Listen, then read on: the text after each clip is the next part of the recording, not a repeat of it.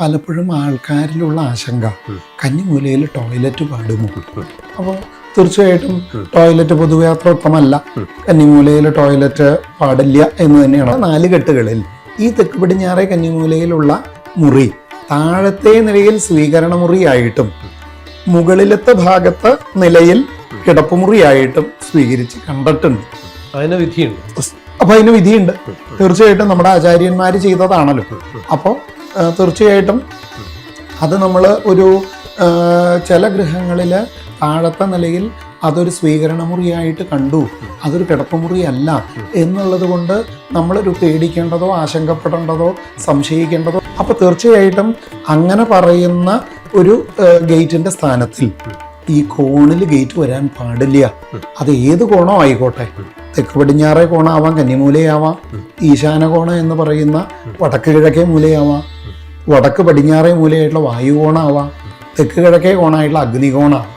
ഈ 4 കോണിലായാലും കോണുകളിൽ ഒരു എൻട്രൻസ് അല്ലെങ്കിൽ ഒരു ഗേറ്റ്, അത് സ്ലൈഡിങ് ആയാലും അല്ലാത്തതായാലും വരുന്നത് പൊതുവെ നമുക്കത് അത്ര നല്ലതല്ല. നമസ്കാരം. വിശ്വാസത്തിൻ്റെ ഒരു പുതിയ വീഡിയോയിലേക്ക് എല്ലാ പ്രേക്ഷകർക്കും സ്വാഗതം. പല 4 കെട്ട് തറവാടുകൾ നോക്കിയാൽ പല സ്ഥലങ്ങളിലും പടിഞ്ഞാറ്റിയിൽ കൂടെയാണ് ഗൃഹത്തിലേക്ക് പ്രവേശിക്കുക. 4 കെട്ടുകളാണെങ്കിൽ 4 ഇറയത്തിലേക്ക്, നടുമിറ്റത്തിന്റെ 4 വശത്തും വരുന്ന വരാന്തയെയാണ് നമ്മൾ 4 ഇറയം എന്ന് പറയുക. ആ 4 ഇറയത്തേക്ക് തെക്ക് പടിഞ്ഞാറേ ഭാഗത്തുള്ള അന്തരാളത്തിൽ കൂടെ, തെക്ക് പടിഞ്ഞാറേ കോണിലുള്ള മുറിയുടെ ചേർന്ന് വരുന്ന അന്തരാളം, ഇടനാഴിക, അതിൽ കൂടെയാണ് പ്രവേശിക്കുക. അപ്പൊ അങ്ങനെയുള്ള ചില ഗൃഹങ്ങളിൽ, ചില 4 കെട്ടുകളിൽ ഈ തെക്ക് പടിഞ്ഞാറേ കന്നിമൂലയിലുള്ള മുറി താഴത്തെ നിലയിൽ സ്വീകരണ മുറിയായിട്ടും മുകളിലത്തെ ഭാഗത്ത് നിലയിൽ കിടപ്പുമുറിയായിട്ടും സ്വീകരിച്ച് കണ്ടിട്ടുണ്ട്. അതിന് വിധിയുണ്ട്. അപ്പൊ അതിന് വിധിയുണ്ട്. തീർച്ചയായിട്ടും നമ്മുടെ ആചാര്യന്മാർ ചെയ്തതാണല്ലോ. അപ്പോൾ തീർച്ചയായിട്ടും അത് നമ്മൾ ഒരു ചില ഗൃഹങ്ങളിൽ താഴത്തെ നിലയിൽ അതൊരു സ്വീകരണ മുറിയായിട്ട് കണ്ടു, അതൊരു കിടപ്പുമുറിയല്ല എന്നുള്ളത് കൊണ്ട് നമ്മളൊരു പേടിക്കേണ്ടതോ ആശങ്കപ്പെടേണ്ടതോ സംശയിക്കേണ്ടതോ ആയിട്ടുള്ള വിഷയങ്ങളില്ല. ശാസ്ത്രവിരുദ്ധമല്ല എന്ന് തന്നെ. അപ്പോൾ എന്നാൽ അവിടെ 2ാം നിലയിലുള്ള മുറിയെങ്കിലും കിടപ്പുമുറിയായിട്ട് സ്വീകരിക്കുകയും വേണം കന്നിമൂലയിൽ വരുമ്പോൾ. അതാണ് അതിന്റെ വിധി. അപ്പൊ താഴത്തില്ലെങ്കിലും മുകളിലെങ്കിലും അത് കൃത്യമായിട്ടുള്ള വിധിപ്രകാരമുള്ള മുറിയായിട്ട്, കിടപ്പുമുറിയായിട്ട് വരണം എന്നുള്ളൊരു സൂചന അവിടെ ശാസ്ത്ര നിർദ്ദേശത്തിലുണ്ട്. അപ്പൊ ഈ കന്നിമൂലയെ സംബന്ധിച്ചിടത്തോളം ഇപ്പൊ നമുക്ക് ഈ എന്തൊക്കെ നിർമ്മിതികളാകാം എന്നുള്ളത് ഏകദേശം ഒരു ധാരണ വന്നു. ഒന്നുകൂടി 1-2 കാര്യങ്ങളും കൂടിയും പറയാം. അപ്പോൾ പലപ്പോഴും ആൾക്കാരിലുള്ള ആശങ്ക കന്നിമൂലയിൽ ടോയ്ലറ്റ് പാടുമോ.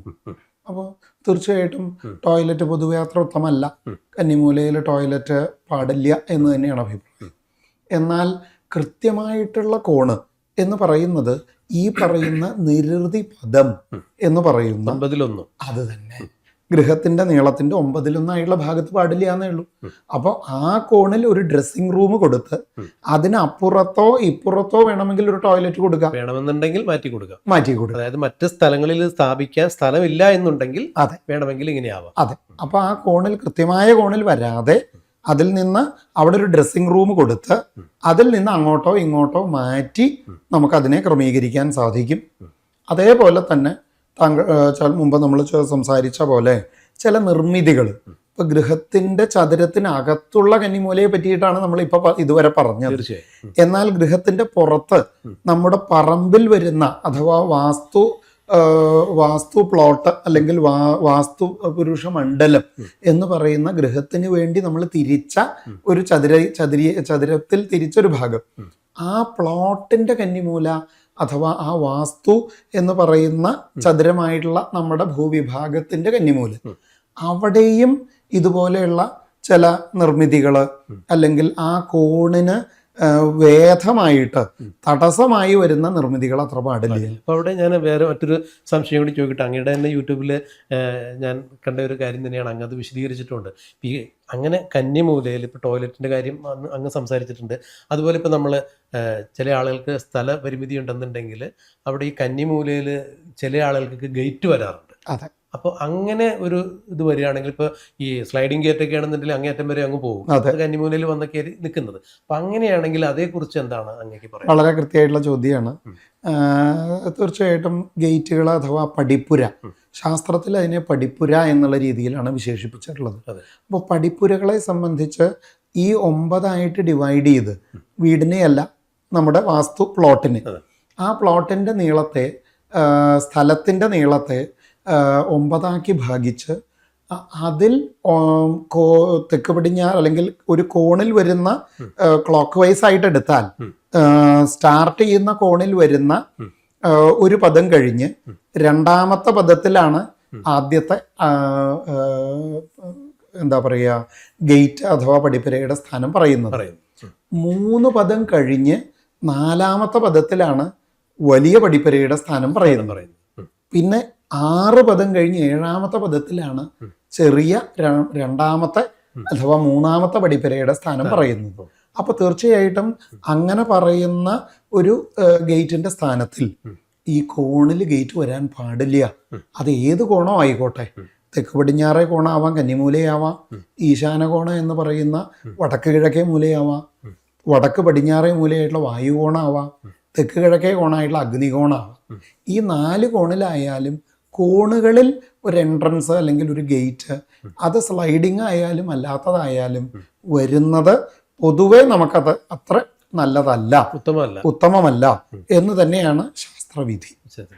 സ്ഥലപരിമിതി ഉള്ള ആളുകളെ സംബന്ധിച്ചിടത്തോളം എന്താണ് ചെയ്യാൻ പറ്റുക എന്നുള്ളതാണ് പിന്നീട് അവിടെയാണ് നമുക്കൊരു ചെറിയൊരു ആശങ്ക, ഒരു ബുദ്ധിമുട്ടുള്ളത്.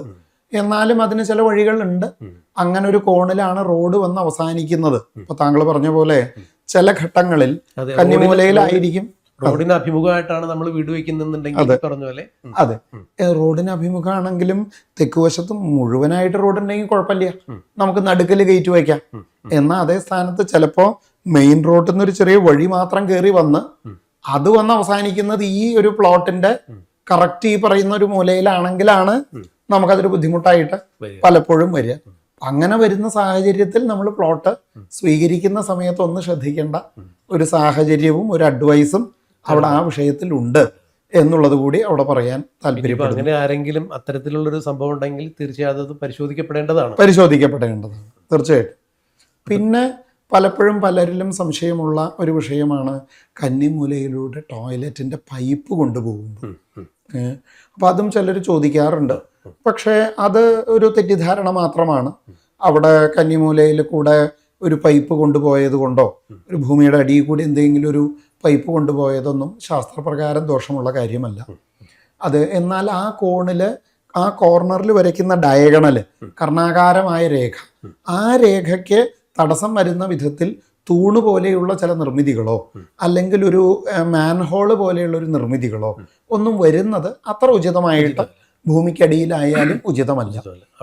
ഫ്രീ ആയിട്ട് തന്നെ നിൽക്കുന്നതാണ്, മണ്ണായി തന്നെ നിൽക്കുന്നതാണ്, നിർമ്മിതികളൊന്നും ഇല്ലാതിരിക്കാൻ നല്ലത്. അതെ. അതേപോലെ തന്നെ ഇതുപോലുള്ള ടാങ്കുകള്, സെപ്റ്റിക് ടാങ്ക് അല്ലെങ്കിൽ വേസ്റ്റ് ടാങ്ക്, അതും പരമാവധി നമുക്ക് ആ കോണിൽ ഭേദം വരാത്ത വിധത്തിൽ കുറച്ച് ഏതെങ്കിലും ഒരു വശങ്ങളിലേക്ക് അതിൻ്റെ ആ ഒരു പദത്തോളം നീക്കി മാറ്റി വെച്ചാൽ അതും നമുക്ക് അനുകൂലമായിട്ട്. ഒരു കന്നിമൂല എന്നുള്ള വിഷയത്തിൽ പലരിലും ഉണ്ടാകുന്ന ചില ആശങ്കകളെ പറ്റിയിട്ടാണ് നമ്മൾ ഇന്നത്തെ ഈ ഒരു എപ്പിസോഡിൽ സംസാരിച്ചത്. അത് വലിയ ജനങ്ങൾ വളരെ ആകാംക്ഷയോടുകൂടി ആശങ്കയോടുകൂടി നോക്കിക്കാണുന്ന ഒരു വിഷയം. പ്രത്യേകിച്ച് ഇന്നത്തെ ഒരു കാലഘട്ടത്തിൽ 4, 5, 3 സെന്റിലേക്ക് വീട് വയ്ക്കുന്ന ആളുകളെ സംബന്ധിച്ചിടത്തോളം, ഈ പ്രധാന പാതയ്ക്ക് അഭിമുഖമായിട്ട് വീട് വയ്ക്കുന്ന ആളുകളെ സംബന്ധിച്ചിടത്തോളം ഇത്തരം പല ചോദ്യങ്ങളും വളരെ ആശങ്കാഭരിതം തന്നെയാണ്. പല വിഷയങ്ങളും ആശങ്ക ഉളവാക്കുന്നുണ്ട്. അവർക്കൊക്കെ ഈ പറഞ്ഞ പോലെ ഇപ്പൊ അങ്ങയുടെ വാക്കുകൾ വലിയൊരു ആശ്വാസം തന്നെയാണ്. ഏതെങ്കിലും തരത്തിൽ അതിനൊരു പരിഹാരം വേണമെന്നുണ്ടെങ്കിൽ ആലോചിക്കാനും സാധിക്കും. തീർച്ചയായിട്ടും ഇത് വലിയ ഉപകാരപ്രദമായ ഒരു പങ്ക്തി തന്നെയായി. വളരെ സന്തോഷം. നമസ്കാരം.